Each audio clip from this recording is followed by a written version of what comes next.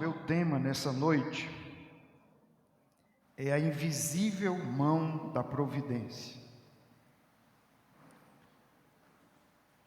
Nós estamos aqui diante de 3 capítulos que eles parecem até um tanto quanto aleatórios no que tange a sua ordem. Você tem o capítulo de número 11, em que está tratando do nascimento da igreja de Antioquia. E quando você lê o capítulo de número 11, você encontra que ali só tem bênçãos para serem contadas.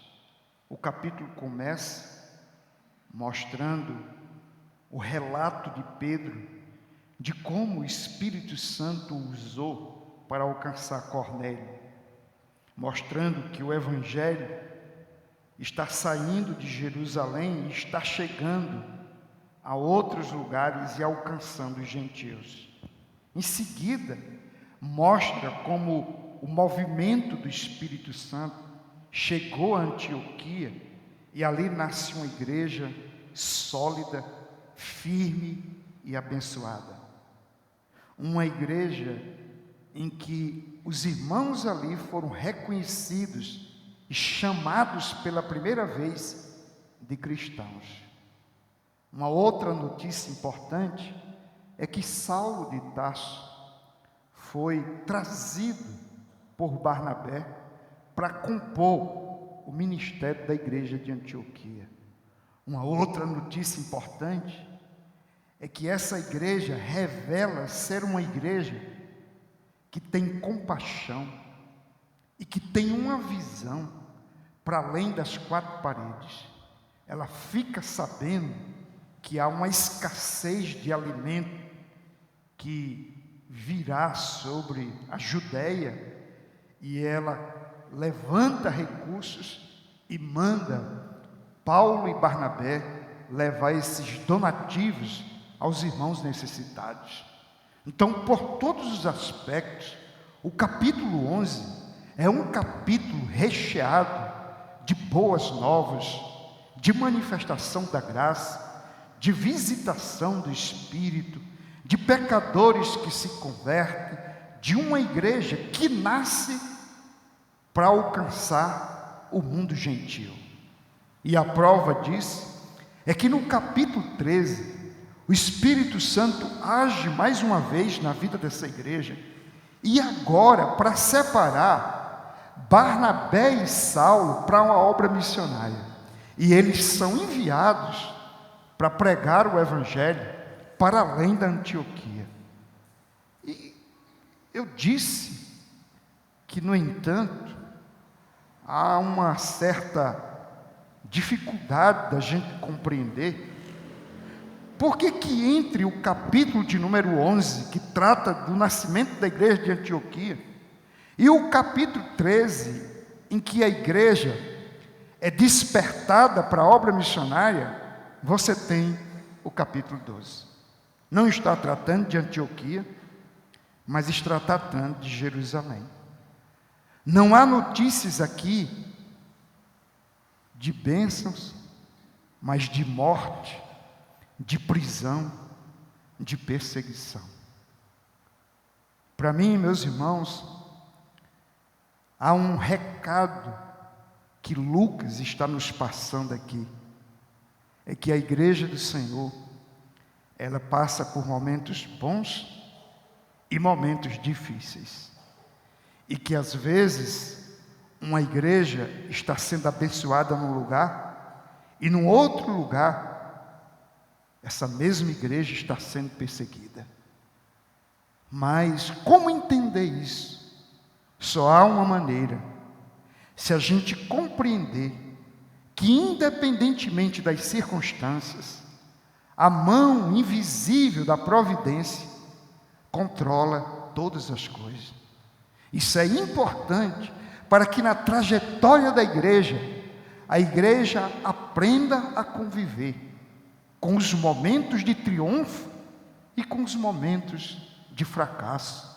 com os momentos de vitória e com as aparentes derrotas, com os momentos em que parece que a igreja é muito bem aceita pela cidade, pelos gestores, pelos governantes, e num outro momento em que essa igreja se torna personata e que o mundo luta juntamente com o inferno, de todas as formas, tentando destruir a igreja do Senhor. Mas seja como for, o que tem que ficar claro é que a nossa confiança está no Senhor. O texto nos diz que, aqui no capítulo 12, Herodes Agripa decidiu investir contra a igreja. Herodes Agripa, primeiro, era neto de Herodes o Grande, aquele que mandou matar as crianças nos dias em que Jesus ainda era uma criança. Ele também, queridos, era sobrinho de Herodes Antipas, o que mandou matar João Batista, e também foi um dos responsáveis pela crucificação de Jesus. Observe que esse Herodes aqui do capítulo 12 tem uma linhagem de sangue nas mãos, de perseguição e de ódio contra a igreja do Senhor e contra o Cristo da igreja. Na primeira onda de perseguição que houve em Jerusalém, Estevão foi morto. Lucas está nos mostrando aqui, ele abre essa janela entre o capítulo 11 e o capítulo 13 para nos mostrar que há uma segunda onda de perseguição que está vindo sobre Jerusalém. E que desta feita, irmãos, o alvo não são simplesmente os irmãos da igreja, mas os apóstolos. De modo que, depois de matar Tiago, Pedro foi preso, para que, quem sabe, na semana seguinte, também seja morto. Eu quero olhar para esse texto e quero meditar um pouco com vocês hoje à noite sobre a providência de Deus diante das circunstâncias mais diversas e adversas da nossa experiência cristã. Em primeiro lugar, a primeira grande verdade que eu encontro aqui é que a providência é o único consolo possível ao drama do sofrimento. Eu não sei quantos chegaram aqui hoje à noite e diz: pastor, eu estou sendo provado, eu estou sendo testado em minha fé, passando por sofrimentos os quais eu não posso entender. E eu devo dizer que o sofrimento, em via de regra, é um grande enigma. Você lê a história de José, você vê a história de Jó, e não há, humanamente falando, uma explicação que venha trazer todos os segredos em volta do sofrimento. E aqui nessa passagem, nós encontramos que Tiago foi decapitado. Eu fico pensando no sofrimento desses irmãos que tinham acabado de perder irmãos queridos como Estevão, e agora vê o pastor da igreja sendo morto. Olhe o que está escrito nos versos 1 e 2. Naquela mesma ocasião, o rei Herodes decidiu maltratar alguns da igreja e matou ao fio da espada Tiago, irmão de João. Eu quero que vocês observem que aqui não é apresentado um motivo, uma razão para que Herodes tenha decidido matar Tiago. Não há uma justificativa. É como se ele fosse o dono do mundo e as suas ações não devessem explicação, razão óbvia ou lógica que pudesse explicar os seus atos.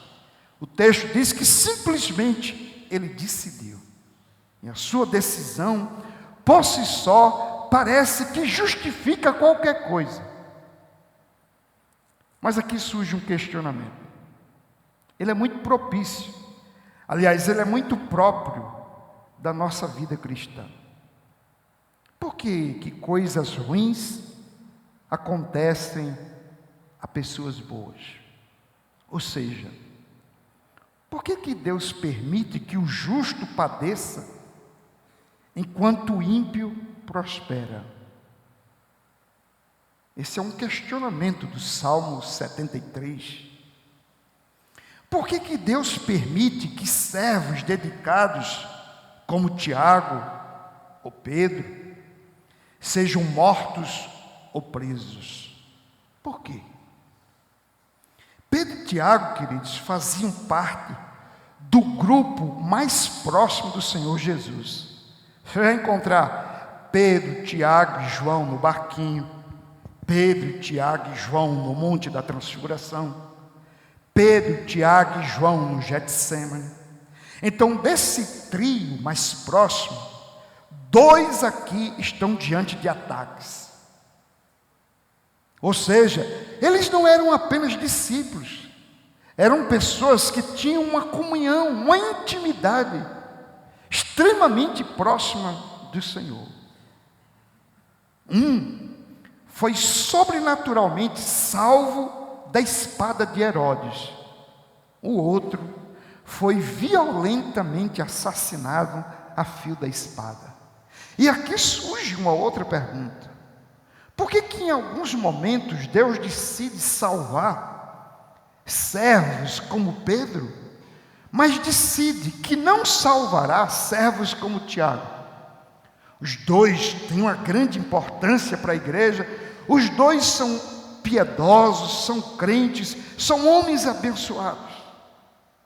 O fato é que, embora Deus cuide contínua e fielmente de cada um dos seus servos, isso não significa que nenhum de nós esteja livre da espada, do perigo ou da morte por causa do seu nome. Pelo contrário, desde o início, quando o Senhor chamou os seus discípulos, Ele alertou que por causa do nome deles, eles seriam mortos, seriam levados aos tribunais, seriam perseguidos e odiados de todos. Qualquer outra teologia que diga o contrário, ela não é bíblica. Embora Tiago, portanto, fosse do ciclo de amizade, de comunhão e de intimidade mais próximo do Senhor, isso não impediu a sua morte.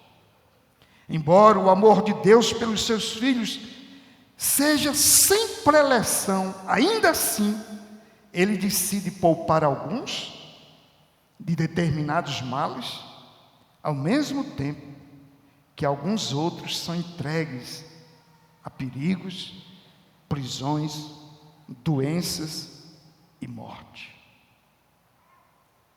Tudo por causa do seu nome. Para mim, aqui há pelo menos 3 questões que nós deveríamos considerar na tentativa justamente de compreender que só há uma maneira de nós encontrarmos consolo no sofrimento, é se nós entendermos que estamos debaixo da mão invisível da providência.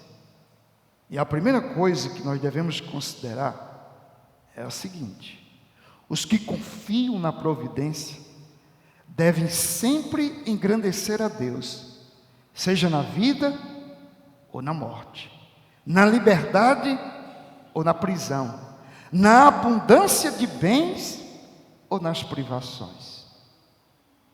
Precisamos compreender isso. A doutrina da providência não nos ensina que Deus sempre nos trará livramento, mas que nós devemos confiar e descansar de tal maneira na providência, que mesmo quando tudo parece dar errado, ainda assim a gente glorifica o Senhor. Isso fica muito claro quando Paulo, em Filipenses, capítulo 1, versículo 20 e 21, ele diz: Cristo será engrandecido no meu corpo, quer pela vida, quer pela morte. Porque para mim, o viver é Cristo e o morrer é lucro.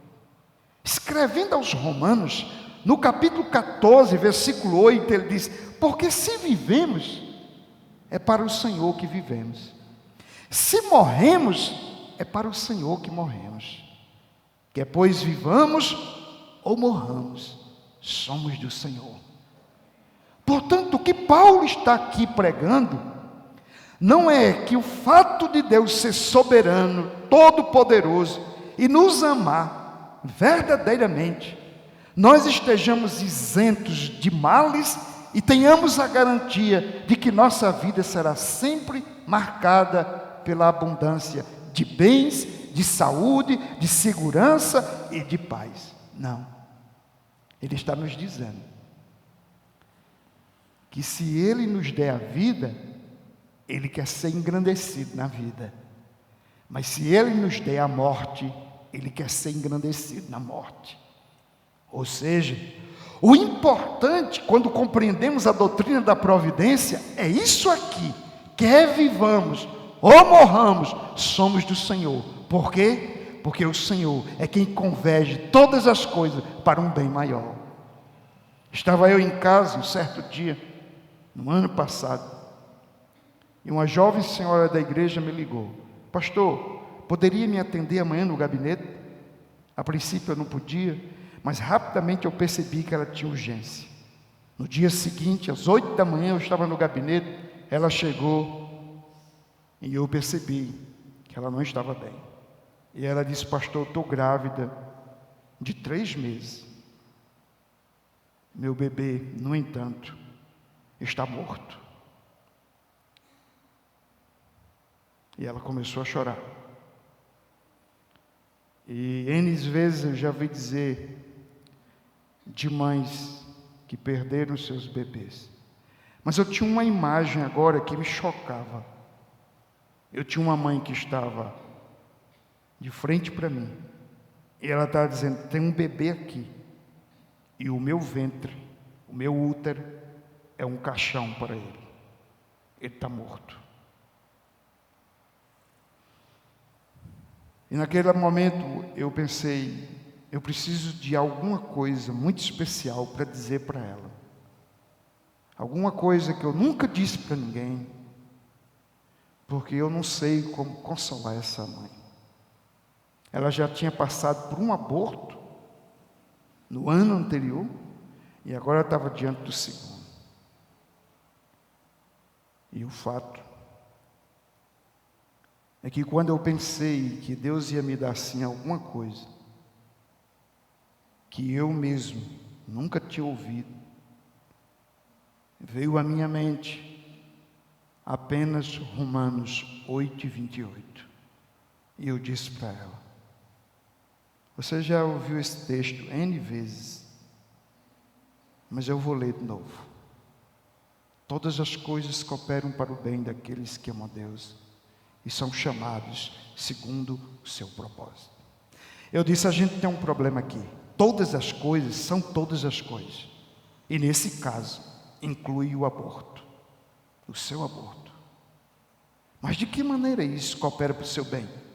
Vamos tentar aqui eliminar. Será que isso coopera para o seu bem emocional? Não, não coopera. Aborto é uma experiência traumática para qualquer mulher. Então não coopera para o seu bem emocional, psicológico. Segundo, coopera para o seu bem familiar? Também não. Afinal de contas, vocês queriam um filho e esse filho está literalmente abortado.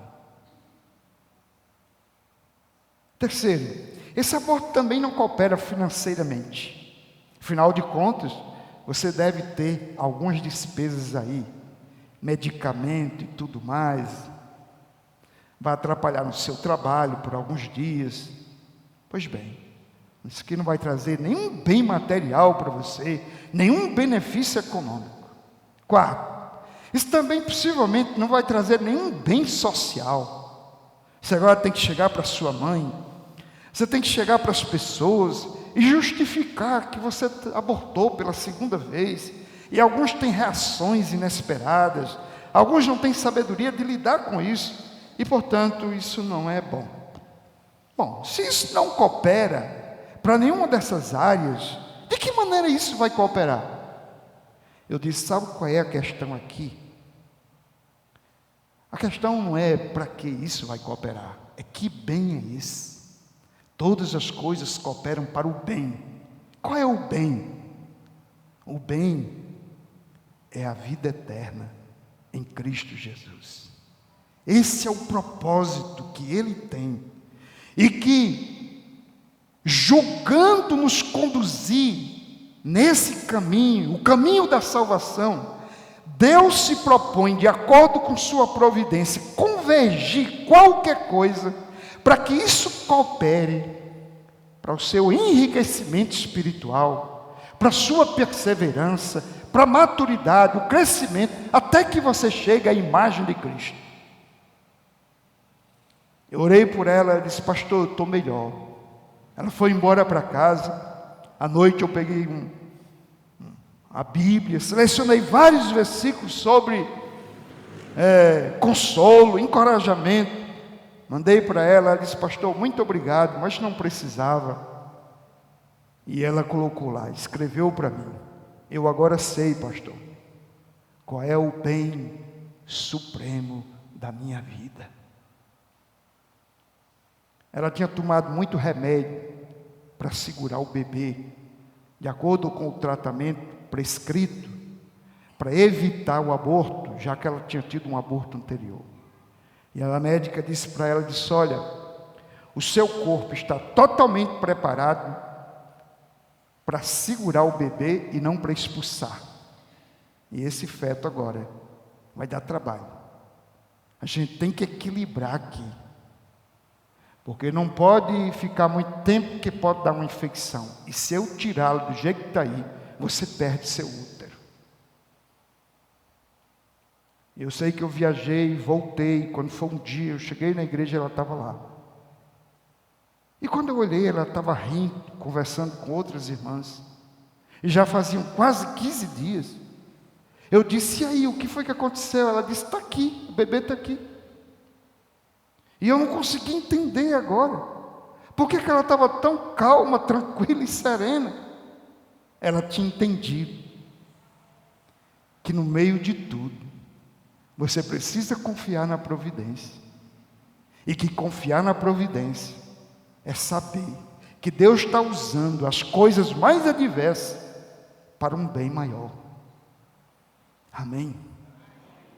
Meus queridos, só há uma maneira da gente entender como é que Deus permite a morte de Tiago. Como é que Deus permite que sua igreja seja atacada ao longo da história? É porque Deus não quer ser glorificado, engrandecido, apenas nos momentos bons da nossa vida. Deus quer ser glorificado nas tragédias, nas adversidades. E isso é um teste para a nossa fé.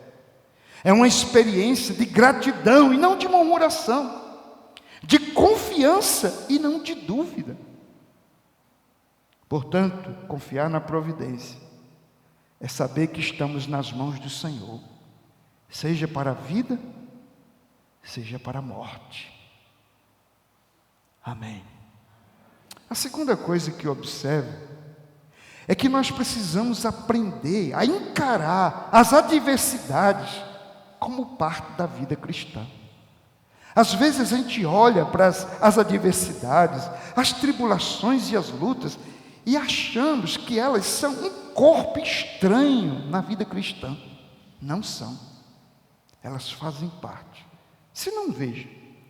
Deixa eu dar esse exemplo aqui. Atos capítulo 20, verso 22 ao 24. Paulo está se despedindo da igreja de Éfeso e ele está indo para Jerusalém. E olha o que acontece aqui, verso 22. Agora, impelido pelo Espírito, vou para Jerusalém, sem saber o que acontecerá ali. Sem saber, vírgula, viu? O que acontecerá ali. Sendo o que o Espírito Santo me garante, de cidade em cidade, dizendo que prisões e tribulações me esperam. Na outra versão vai dizer assim: exceto que, de cidade em cidade, prisões e tribulações me esperam. O que, no entanto, qual é a reação de Paulo diante do fato de que ele sabe que de cidade em cidade, prisões e tribulações lhe esperam? Verso 24: mas em nada considero a vida preciosa para mim mesmo, contanto que eu complete a minha carreira, o ministério que recebi do Senhor Jesus, para dar testemunho do Evangelho da graça de Deus. Agora veja, um outro exemplo, um pouquinho adiante, no capítulo 21 de Atos, do 10 ao 13. Demorando-nos ali muitos dias, um profeta chamado Ágabo desceu da Judéia. Ele veio encontrar-se conosco, pegou o cinto de Paulo, diz Lucas, e amarrando os próprios pés e mãos, disse: o Espírito Santo diz: assim os judeus em Jerusalém amarrarão o homem a quem este cinto pertence e o entregarão nas mãos dos gentios. Quando ouvimos isso, suplicamos a Paulo, tanto nós como as pessoas daquele lugar, que não subisse a Jerusalém. Então Paulo respondeu: que fazeis chorando e entristecendo-me o coração? Porque estou pronto, não só para ser amarrado, mas até para morrer em Jerusalém, pelo nome do Senhor Jesus. Sabe o que Paulo está dizendo? E daí? Eu sei que eu estou sujeito a isso, mas eu estou pronto para isso. Ou seja, para Paulo, a coisa mais normal na vida cristã é que alguém passe por tribulações, perigos e até venha a ser morto por causa de Cristo. Uma terceira verdade que eu retiro dessa morte de Tiago é que nós precisamos reagir aos sofrimentos como crentes e não como ímpios. Meus irmãos, vira e mexe, eu ouço a igreja brasileira com medo de ser perseguida. Olha, vai vir uma perseguição, vão prender os crentes, vão fechar as igrejas. E quando alguém fala disso, fala com ódio, fala com pavor e fala com temor. Não, essa não é a resposta que o crente dá aos ataques do inimigo. Por quê? Aqui nesse texto eu encontro que Tiago está morto e que Pedro está preso e ele dorme na prisão, assim como Paulo, posteriormente no capítulo 16, junto com Barnabé, vai cantar, orar e salmodiar a Deus dentro da prisão. Pois bem, tempos depois, Pedro, escrevendo à igreja a sua primeira carta, ele diz o seguinte, no capítulo 4, do 12 ao 14, e aqui eu entendo qual é a reação que nós devemos ter diante do sofrimento, diante das perseguições, diante dos ataques que nos sobrevêm. 1 Pedro 4, do 12 ao 14. Amados, não estranhem o fogo que surge no meio de vocês, destinado a pô-los à prova, como se alguma coisa extraordinária estivesse acontecendo. Pelo contrário, alegrem-se na medida em que são coparticipantes dos sofrimentos de Cristo, para que também na revelação de sua glória, vocês se alegrem, exultando. Se são insultados por causa do nome de Cristo, vocês são bem-aventurados, porque o Espírito da glória é o Espírito de Deus, que é o Espírito de Deus, repousa sobre vocês. Amém. Amados, não estranhem o fogo da perseguição. Amados, simplesmente deem glória a Deus, porque se vocês são perseguidos, bem-aventurados sois. Escrevendo lá o Evangelho de Mateus, no capítulo 5, das bem-aventuranças, ele diz: bem-aventurados sois quando vos perseguirem, e por causa do meu nome disserem todo mal contra vós, porque assim fizeram com os profetas que vieram antes de vós. E aí Jesus disse: se alegrem, vocês acabaram de entrar para o time dos profetas. Isso não é pouca coisa, isso é uma honra. Mas hoje não, irmãos, ninguém enxerga a honra em sofrer por causa de Jesus. As falsas teologias vão dizer que se você sofrer, é porque você está em pecado, é porque você não tem fé, é porque você precisa de um descarrego. Mas o fato é que as Escrituras estão nos ensinando o contrário. Em 1 Pedro 4,19, Pedro diz: portanto, os que sofrem segundo a vontade de Deus devem confiar a vida ao fiel Criador, praticando o bem. A resposta que o crente dá aos que praticam o mal é praticar o bem. E isso me faz lembrar Hebreus 11,14, que lá está escrito: os que falam desse modo manifestam estar procurando uma pátria. Ou seja, os que agem assim não pertencem a esse mundo, estão caminhando para uma outra pátria. Louvado seja Deus. Portanto, queridos, a providência é o único consolo possível quando alguém descobre que está com câncer, quando alguém descobre que um ente querido morreu, ou quando alguém é perseguido por causa da justiça. É você saber que, independentemente da tragédia e da dor e da adversidade, Deus está conduzindo isso para um propósito que Ele sabe o que fazer. Segundo lugar, a segunda verdade que podemos aprender sobre esse texto é que a providência faz da oração um meio eficaz na realização dos seus propósitos.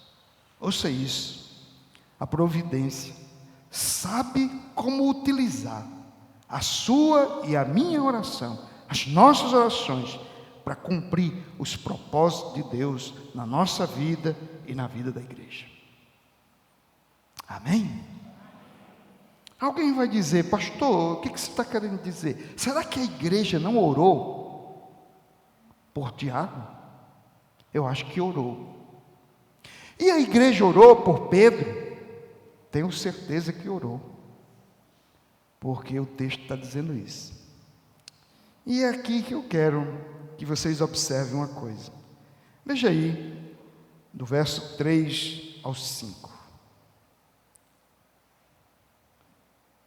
Vendo, capítulo 12, do 3 ao 5. Vendo que isso agradava aos judeus, isso o quê? O assassinato de Tiago. Herodes mandou prender também Pedro. E aqueles eram os dias dos pães sem fermento. Ou seja, eram os dias que antecipavam a Páscoa. Ninguém podia matar ninguém. Já que ele não podia matar, ele prendeu para matar depois. É isso que o texto quer deixar claro. Verso 4. Tendo-o detido, colocou-o na prisão, entregando a 4 grupos de 4 soldados, cada um para o guardar. E pretendia apresentá-lo ao povo depois da Páscoa. Pedro estava na prisão, mas a igreja orava a Deus com insistência em seu favor. Amém. Preste atenção nisso. Pedro estava na prisão, pronto para ser morto, mas a igreja orava por ele. O que temos aqui, meus irmãos, são duas realidades opostas, de dois mundos que estão constantemente em guerra. De um lado está a igreja, do outro lado está o reino desse mundo. Herodes usa as armas que lhe são próprias, ou que são próprias desse reino, desse mundo, a espada. A igreja usa a arma que é própria ao reino de Deus, ao reino que a igreja pertence, a oração. Herodes tem a espada, a igreja tem a oração. Amém? O versículo do 6 em diante, do 6 ao 11, vai mostrar que a igreja orava e a mão invisível da providência livrou Pedro da prisão. Acompanhe comigo mais uma vez. Verso 6. Na noite anterior ao dia em que Herodes ia apresentá-lo ao povo, Pedro dormia entre dois soldados, preso com duas correntes. Sentinelas junto à porta guardavam a prisão. Lemos anteriormente que haviam 4 grupos de 4 homens que haviam sido destinados para a segurança de Pedro. Por que Pedro foi tratado como um prisioneiro extremamente ameaçador? Por que uma prisão de segurança máxima? Vocês devem lembrar que no capítulo 5, aliás, de Atos, eles foram soltos. O Espírito Santo abriu a prisão e eles foram soltos. Eles estão temendo aqui que Pedro seja solto. Colocaram 16 soldados em 4 turnos diferentes, 4 grupos de 4. Esses soldados tinham correntes que amarravam as pernas do próprio Pedro. E apesar de todo esse desconforto e de toda essa ameaça, o texto diz que ele dormia tranquilamente. Sabe o que significa? Os que confiam na providência podem dormir, porque enquanto eles dormem, o Senhor trabalha. O verso 7 diz: eis que, porém, que sobreveio o anjo do Senhor, e uma luz iluminou a prisão. O anjo tocou no lado de Pedro e o despertou, dizendo: levante-se depressa. Então as correntes caíram das mãos dele. Uma ação sobrenatural do poder de Deus. Verso 8: e o anjo continuou: coloque o cinto e calce as sandálias. E ele assim o fez. O anjo lhe disse mais: põe a capa e siga-me. Então, saindo, Pedro seguia, não sabendo que era real o que estava sendo feito pelo anjo. Ele pensava que era uma visão. Depois de terem passado a primeira e a segunda sentinela, chegaram ao portão de ferro que dava para a cidade, o qual se abriu automaticamente, e saindo, enveredaram por uma rua, e logo adiante o anjo se afastou dele.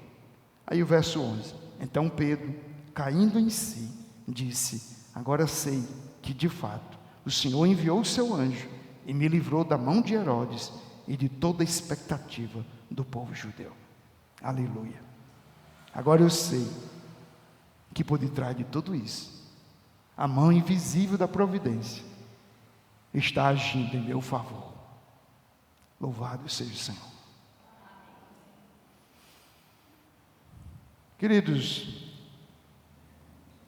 Deus é livre, soberanamente livre, para fazer qualquer coisa, independentemente das nossas orações. Mas aprove a Deus fazer da oração um meio eficaz para a realização dos seus propósitos. Isso significa dizer que quando Deus quer agir, Ele nos levanta para orar. Ou melhor, Ele nos põe de joelho para orar. Aqui então, eu queria que entendêssemos o seguinte sobre a verdadeira oração, a oração que Deus usa para realizar os seus propósitos. Há 4 coisas que nós devemos considerar. A primeira delas é que o mérito da oração que Deus usa para realizar os seus propósitos reside única e exclusivamente na pessoa de Cristo. O que estou dizendo é que quando Deus decide ouvir as nossas orações, é única e exclusivamente porque Ele se agradou dos méritos de Cristo. Porque nenhuma resposta nos é dada a não ser mediante a graça que há em Cristo Jesus. Quando a gente ora em nome de Jesus, não é uma mantra. A gente ora em nome de Jesus dizendo, por causa de Jesus, do sacrifício dele, dos méritos dele, ouve a nossa oração. Segundo lugar, o bem supremo da oração não é o que Deus faz ou deixa de fazer. O bem supremo da oração é o próprio Deus. No caso de Tiago, você ora e Tiago morre. No caso de Pedro, você ora e as prisões se abrem. Numa ou noutro lugar, Deus deve ser glorificado. Porque se aqui a graça abriu a prisão, aqui a graça nos traz consolo. Mas em ambos os casos, a oração é importante, porque nela Deus se revela como o Senhor de todas as coisas. Terceiro lugar, a oração, ela não tem o propósito de manipular Deus, nem de mudar sua vontade. A oração tem o propósito de nos amoldar à vontade de Deus, de modo que Ele, matando ou livrando, você se agrada dele. Quarto, Deus, Ele é totalmente livre para aceitar as orações em favor de Pedro e rejeitar as orações em favor de Tiago. E Ele não precisa dar satisfação nem dizer porque que num caso Ele usa as orações e na outra Ele decide descartar. Uma vez eu estava pregando sobre esse tema, orações e soberania de Deus, e quando eu terminei, lá na minha cidade, Apodi, no Rio Grande do Norte, veio uma moça numa cadeira de roda, sofria de uma doença degenerativa, e ela disse, pastor, o que é que eu devo fazer? Aliás, o que alguém deve fazer quando depois de orar, Deus não responde? E eu sabia que ela estava falando de si própria. E eu confesso para vocês que eu fiquei sem palavras. Mas ela continuou falando.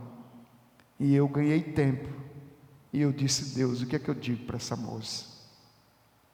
E eu disse, minha filha, preste atenção.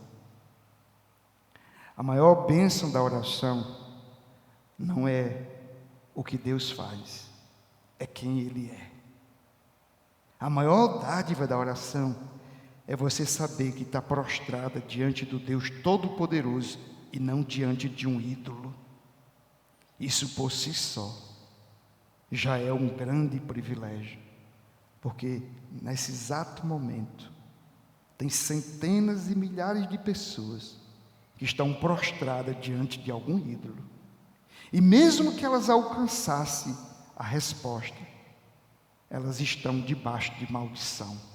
Mas o crente, mesmo quando não encontra em Deus a resposta para o seu pedido, Deus é uma fonte de bênção e Ele já está abençoado. Amém?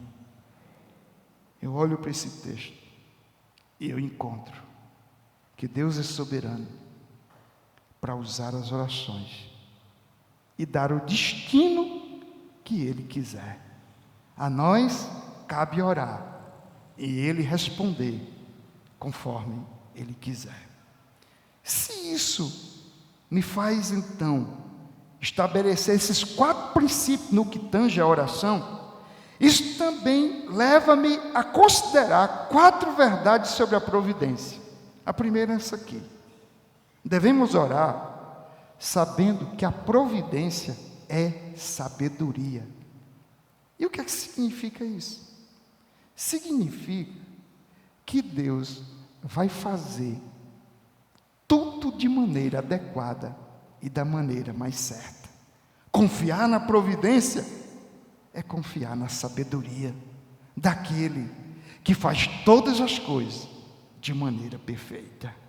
Segundo, nós devemos orar sabendo que a providência é amor. Ou seja, Deus nos ama e permite que algo, e não permite que algo nenhum nos aconteça que seja contrário ao seu propósito. E isso é o que importa. Terceiro, devemos orar sabendo que a providência é governo. Ou seja, não há uma só coisa sobre a qual o domínio de Deus não seja absoluto. Ele governa tudo, todas as coisas, como disse o teólogo holandês Abraham Kuyper. Não há 1 centímetro sobre todo o universo que Deus não diga: é meu e é meu.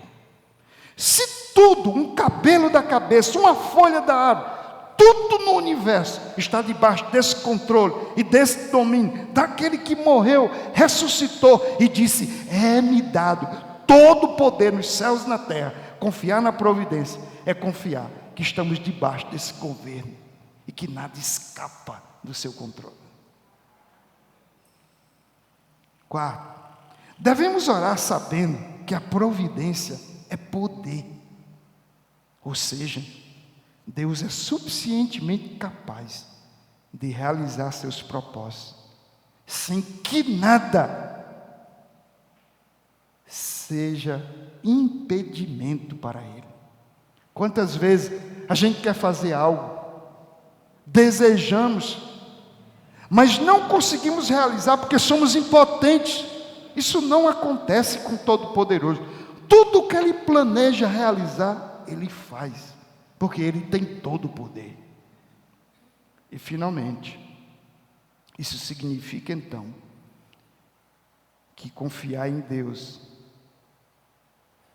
é simplesmente acalmar o coração, normalmente tempestivo, inquieto e incrédulo, e saber que a sabedoria de Deus, o amor de Deus, o governo de Deus e o poder de Deus é o que qualifica a sua providência sobre nós.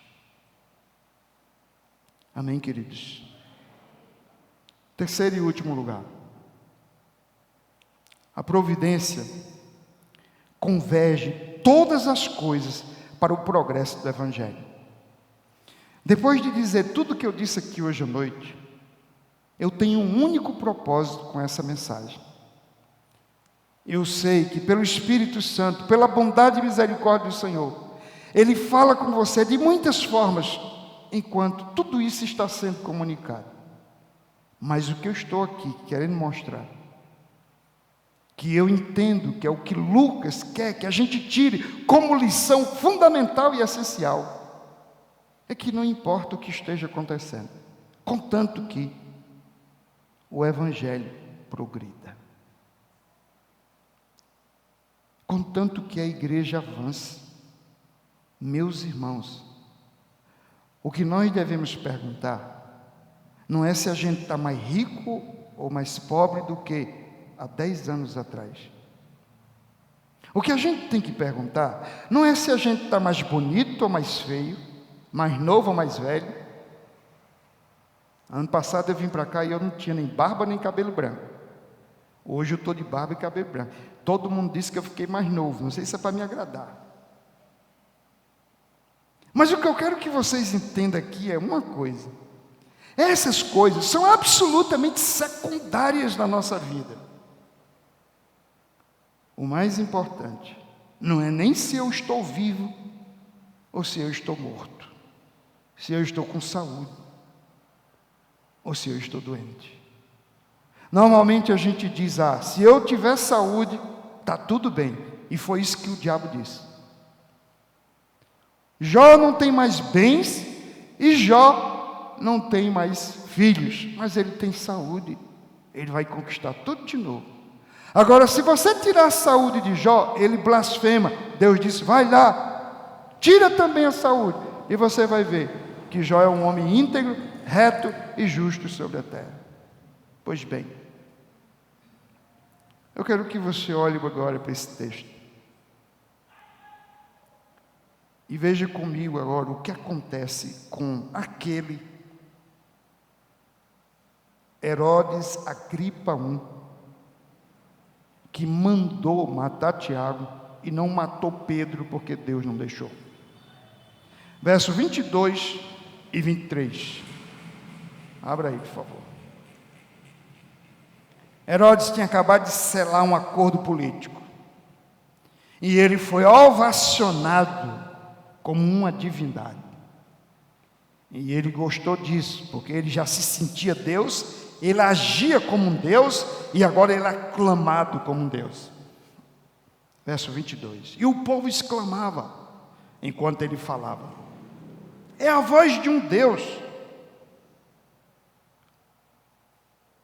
e não de um homem. Verso 23. No mesmo instante, o anjo do Senhor o feriu, porque não deu glória a Deus.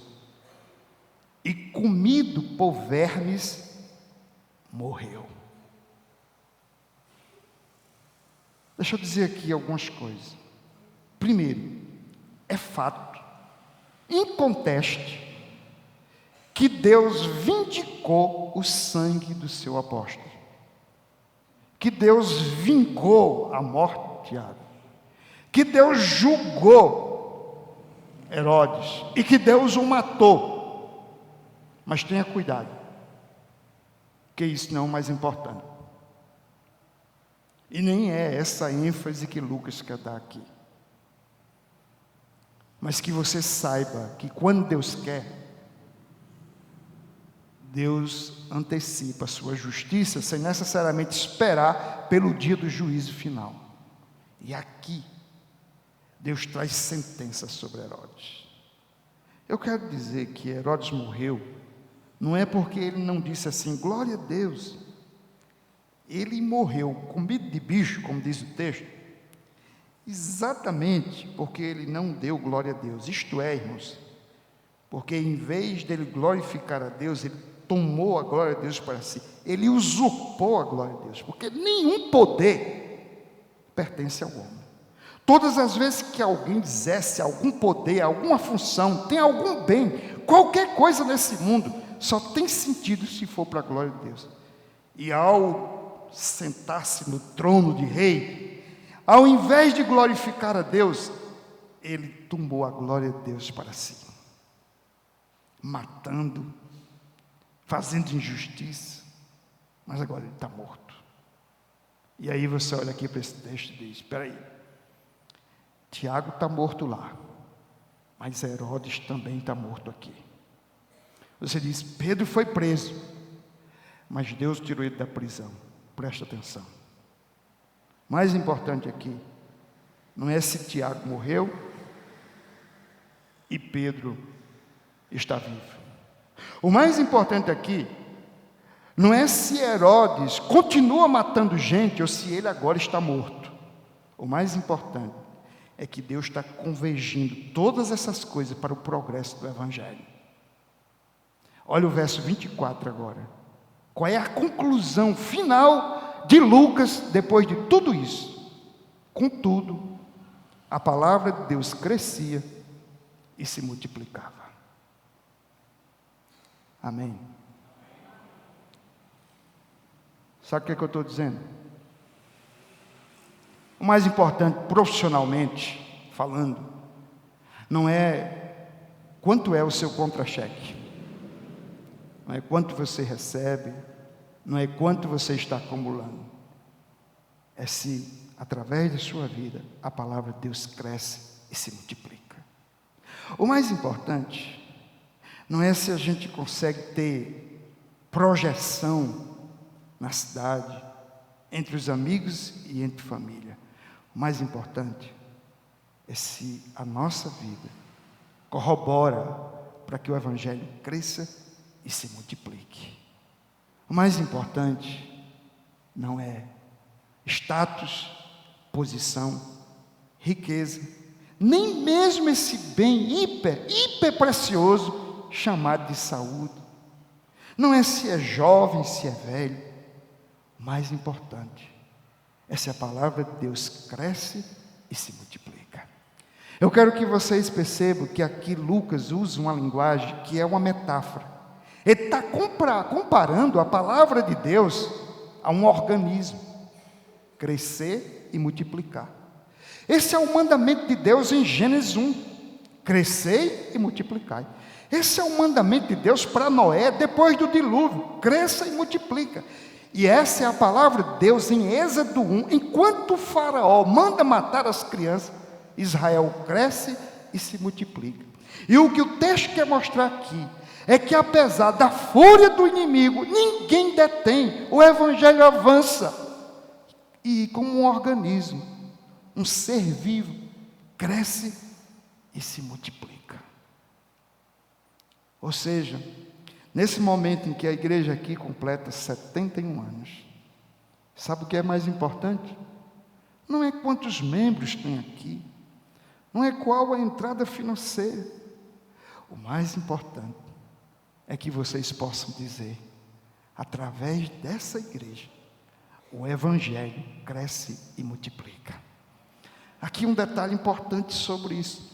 Em Atos 2, nós temos a informação que a igreja em Jerusalém chegou a 3.000 pessoas. Em Atos 4, a informação é que chegou a 5.000. Em Atos 5, ela chega a 7.000. É só até aí que o IBGE de Israel consegue captar as estatísticas e os números do crescimento da igreja. A partir daí, Lucas não fala mais de números. Em Atos 6 e 7, ele já entra para o critério qualitativo. A igreja crescia o número de discípulos. Ou seja, as conversões se transformam em discipulado. E essa é uma expressão que ele vai usar agora corriqueiramente. O Evangelho crescia e se multiplicava. Ou seja, é um elemento qualitativo. E como é que eu sei que o Evangelho cresce e se multiplica? É quando o Evangelho, ou seja, é quando a vida do Evangelho se torna vida na nossa vida. Quando a vida do Evangelho se torna vida na vida do povo de Deus, então ali a igreja está crescendo e com a igreja o Evangelho cresce. Quando se diz que o Evangelho cresce, ganha credibilidade, ganha poder de penetração na sociedade. Isso é o Evangelho crescendo, isso é o Evangelho se multiplicando. Queridos, que a mão invisível do Todo-Poderoso, que a mão invisível da providência, traga-nos consolo diante do sofrimento. Todas as vezes que estivermos diante de adversidade, situações às quais não há resposta na ciência, na medicina, dos governos, do dinheiro, da filosofia, na psicologia, lembre-se, o consolo está nessa mão que você não vê, mas que cobre todas as coisas, porque ela é sabedoria, poder, governo e amor. Segundo, todas as vezes que você não souber o que fazer, saiba, você pode orar, e Deus saberá como utilizar a sua oração para um fim mais sábio, mais glorioso e mais eficaz. Terceiro, quando você olhar e achar que o mundo não presta mais, e perceber que todo conspira contra a igreja, que parece que o certo é errado, o errado é certo, o mal prospera, o bem é detido, lembre-se, ainda assim, Deus vai conduzir essas coisas para que o evangelho cresça e se multiplique. Assim sendo, mesmo que tenhamos que sofrer por causa desse nome, nós devemos glorificar o Senhor. Que Deus nos abençoe, que Deus abençoe a caminhada do seu povo aqui nesse lugar. Amém.